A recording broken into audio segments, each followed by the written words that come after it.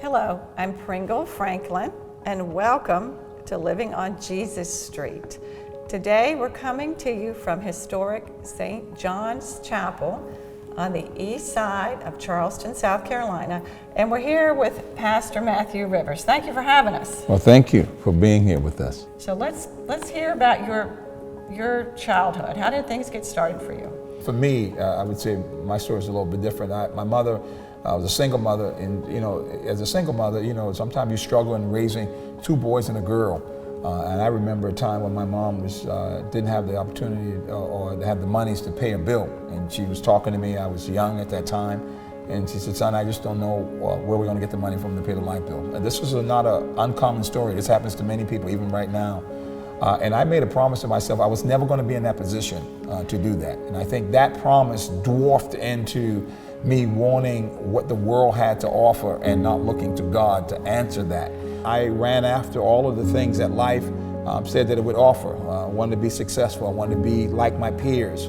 I wanted to hang out and do what my peers did. But I still felt the strong pull on my life that God was really calling me to do something else. But again, I didn't really know how to deal with that. Right. So you moved to Atlanta, you started a business. Tell us about that. Got into the international trade business and import-export, and did that for a long time. Got a chance to travel to Europe and Asia and do business around the world. And then that business collapsed. I then had to figure out, okay, well, what's next for me? And I thought in my life that business collapsed due to things that were happening in the world. But as I look back over my life, I realized that business collapsed because it was not really what I was supposed to be doing. Exactly. It's the mercy of God. Some of the things that we go through at the time, we struggle, we cry, we pull our hair out.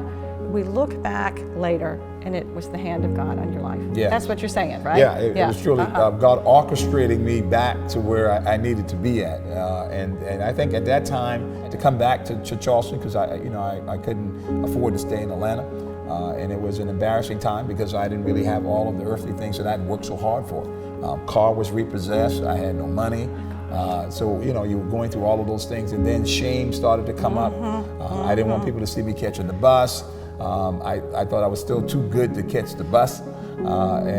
So all of those things started to deal with me in my life, but God was still saying, I've got something for you to do. As I was trying to resurrect my international trade business and do real estate, a man showed up and was sitting at Kinko's, and I walked by and I'm thinking, what is this man looking at me for?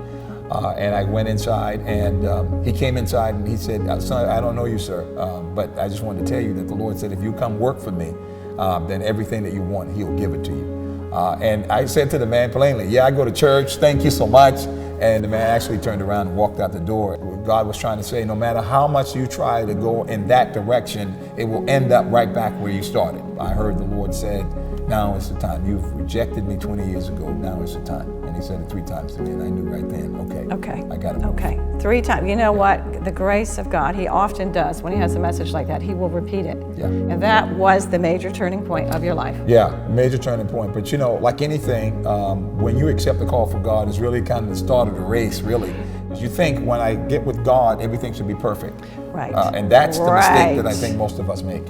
It's not. And yet, what comes along with it is the joy. Yes. Right? Yeah, that's true. The joy of all failures, the joy of the valley times, the joy of the mountain times. And those things are sustained by the grace of God.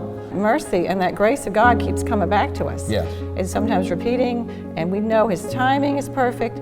So He also answered your prayer about your wanting to marry somebody, just the right person, to be your helpmate in life and in this church and in your ministry. So Henrietta, tell us about when you met this guy. To me, and I remember saying to Matthew, hey, I'm in this journey in my life where God is calling me. I am no longer running. I see you still running, but I don't want that in my life.